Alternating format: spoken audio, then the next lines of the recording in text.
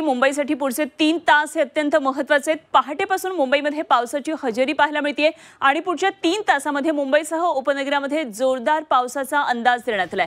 नागरिकांना सतर्क राहण्याचं आवाहन प्रशासनातर्फे करण्यात आलेलं आहे। मुंबईमध्ये आणि शहरात उपनगरामध्ये आज पहाटेपासून पावसाची हजेरी पाहायला मिळते आणि पुढचे 3 तास मुंबईसाठी महत्त्वाचे आहेत। मोठ्या प्रमाणात पाऊस पडण्याची शक्यता वर्तवण्यात आली आहे। पहाटेपासून मुंबईमध्ये पावसाची हजेरी पाहायला मिळते आणि मुंबईसह उपनगरांमध्ये जोरदार पावसाचा अंदाज पुढच्या 3 तासांमध्ये देण्यात आलेला आहे। तेव्हा नागरिकांनी सतर्क राहावं असं आवाहन करण्यात आलेलं आहे।